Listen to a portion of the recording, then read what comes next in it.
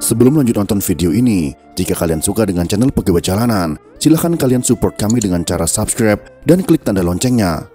Silahkan gunakan headset Anda untuk mendapatkan kualitas suara yang jernih. Selamat menonton.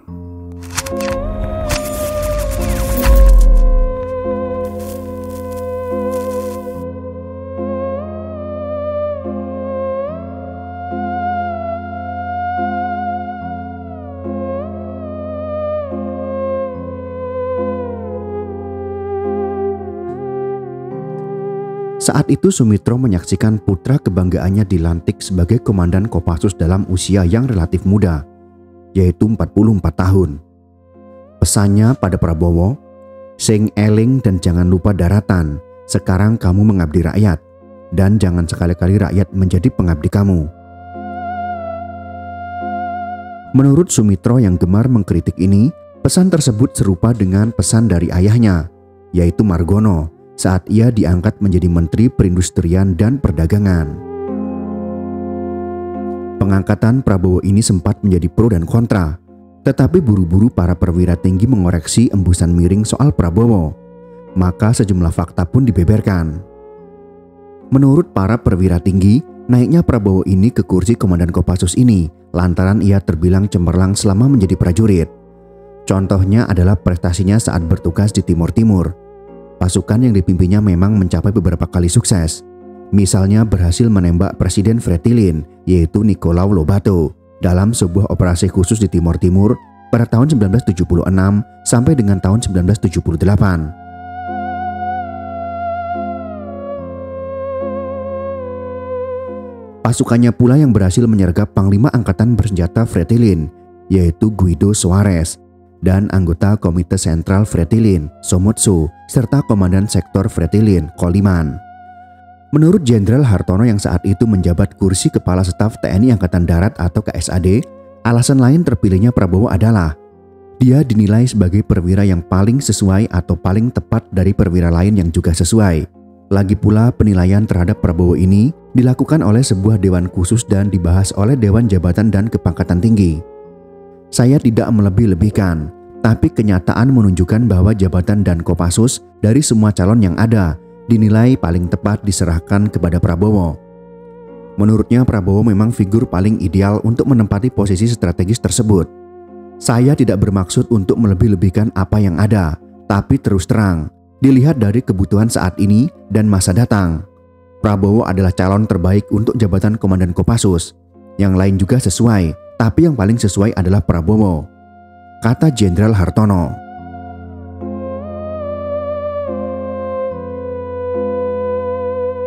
Namun ada pula gosip lain yang sempat beredar saat itu. Kabarnya usai The Golden Boy itu diangkat sebagai Komandan Kopassus, ia akan dipromosikan menjadi KSAD dan kemudian menjadi Panglima ABRI. Jabatan terakhir ini terbilang paling prestisius, bahkan mertuanya sendiri, yaitu Soeharto, pernah menyandang jabatan ini. Tentu saja rumor ini ditepis langsung oleh Hartono. Anggota ABRI hanya berpikir laksanakan tugas dan pimpinan yang akan menilai. Tidak ada itu cerita tentang calon KSAD atau calon pangap, tegasnya. Tentu saja ujaran ini terdengar naif. Pasti di benak setiap prajurit, menjadi KSAD maupun pangap adalah cita-cita bahkan ambisi terpendam. Bila ingin berkata secara objektif, regenerasi, promosi dan mutasi di jajaran militer bukanlah hal baru. Hanya saja ABRI menempati posisi unik dalam konstelasi politik dan kenegaraan di Indonesia. Itu sebabnya rotasi di tubuh kemiliteran ini menjadi bahan obrolan seru di tengah masyarakat. Apalagi porsi pemberitaan mengenai promosi Prabowo terlihat lebih besar dibandingkan dengan porsi pemberitaan rotasi Subagio, bahkan Susilo Bambang Yudhoyono yang saat itu ditunjuk sebagai Kepala Pengamat Militer PBB di Bosnia. Maka bisik-bisik tentang kerusakan sistem birokrasi pun digelindingkan kembali. Karena Prabowo menantu Presiden Soeharto, maka jalan menuju kursi Komandan Kopassus ini lebih licin ketimbang yang lainnya. Bagaimana bila memang Prabowo bukanlah anak begawan ekonomi Indonesia dan bukan menantu Soeharto? Akankah karpet merah juga tergelar dengan begitu cepatnya? Bila ada yang berani berspekulasi mengenai hal ini, pasti hanya kasakusuk di belakang Prabowo saja. Yang dari GPK berapa orang Pak? GPK sampai saat ini setelah 5 hari operasi 9 yang tewas. tewas dan 2 tertangkap hidup. Tentu rusaknya sistem birokrasi seperti ini menyebarkan rasa tak adil, tak pasti, dan frustasi bagi mereka yang tak punya koneksi. Maka bila Prabowo kemudian disiriki jajaran perwira tinggi ABRI, ya wajar saja. Tentu saja kebanyakan dari mereka tidak menyatakan perasaan hati mereka karena takut. Bahkan sempat beredar cerita saat Prabowo masih berpangkat kolonel. Umum diketahui ada perwira tinggi yang datang ke rumahnya seakan-akan menghadap. Birokrasi Indonesia yang sudah rusak sejak zaman Orde Baru berkuasa. Mumbulnya karir Prabowo yang begitu cepat tentu saja tak bisa dipisahkan dari kedudukannya sebagai menantu Soeharto.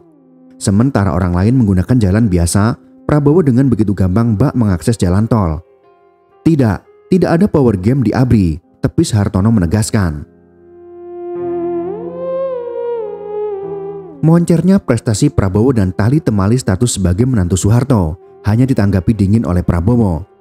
Menurutnya tudingan itu wajar saja. Hartono kemudian mencontohkan, Jenderal Colin Powell, peringkat keberapa dia bisa jadi pangap Amerika Serikat. Dia bekas sekretaris militer Bush waktu jadi wakil presiden. Jadi waktu Bush jadi presiden, dia jadi pangap. Bahwa saya punya akses kepada penguasa politik, saya sependapat. Tapi kan bukan hanya saya, paparnya. Kemudian Prabowo menjelaskan beragam prestasi yang berhasil diraihnya. Mulai dari kontak senjata langsung di medan operasi, berapa kali bertugas di daerah operasi, berapa kali timnya di Kopassus merebut kejuaraan, berapa kali operasi militer ia selesaikan, Mount Everest yang mengangkat bangsa, hingga melatih prajurit komando dari berbagai negara. Itu kan tidak dilihat, yang dicari cuma daftar dosa saya, tandas Prabowo. Gerundelan tentang naiknya Prabowo pun terdengar hingga ke kuping bekas KSAD Jenderal Purnawirawan Rudini. Menurutnya pengangkatan Prabowo itu justru tak istimewa. Hitungan Rudini begini, saat Prabowo menjadi jenderal berbintang 1, usianya tak lagi terhitung muda dibanding dengan yang lain. Melihat masa dinas Prabowo di ketentaraan yang sudah mencapai hitungan belasan tahun, maka menurut Rudini, wajar saja ia menjadi brigjen. Lagi pula Rudini melanjutkan, di lingkungan ABRI bukan cuma Prabowo yang memperoleh pangkat jenderal setelah berdinas belasan tahun. Selain itu, menurut Rudini, sejak lulus dari Akademi Militer dan memasuki dunia kemiliteran secara penuh, mereka sudah dihadapkan pada sistem pembinaan karir. Lewat berbagai saringan yang ketat, akan muncul orang-orang yang telah memperoleh promosi lebih cepat daripada rekan-rekannya, atau bahkan mendahului angkatan sebelumnya. Tak ada yang luar biasa atau tersembunyi di balik promosi Prabowo atau Subagio. Jadi apa yang dicapai oleh Prabowo adalah wajar dan normal. Bahwa ia meninggalkan rekan-rekan seangkatannya itu semata-mata karena prestasinya, ujar Rudini. Panglima ABRI yang kala itu dijabat oleh Jenderal Faisal Tanjung pun urun bicara. Ia menyebutkan bahwa jabatan untuk prajurit ABRI disesuaikan dengan pendidikan, latihan, dan pengalamannya.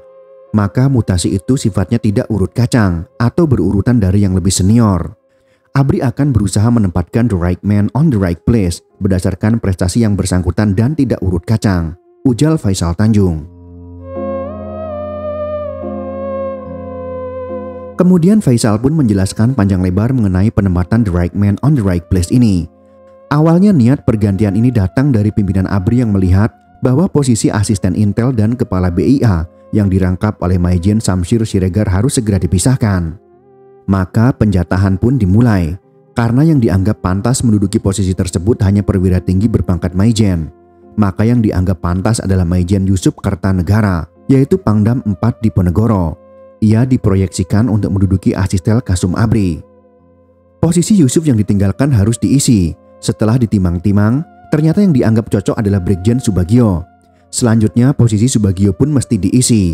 Maka muncul nama Kolonel Prabowo Subianto yang memang telah magang sebagai wakil komandan Kopassus. Suka atau tidak suka, karena ini adalah garis komando, maka Prabowo tetap melenggang ke karpet merah sebagai komandan Kopassus. Kontroversi soal The Golden Boy yang memperoleh beragam kemudahan lantaran ia menantu keluarga cendana, toh tak melorotkan jabatannya. Malah setahun kemudian, ia naik pangkat lagi menjadi Komandan Jenderal Kopassus. Itulah sekelumit kisah tentang licinnya Prabowo Subianto saat bertugas di Korps Baret Merah.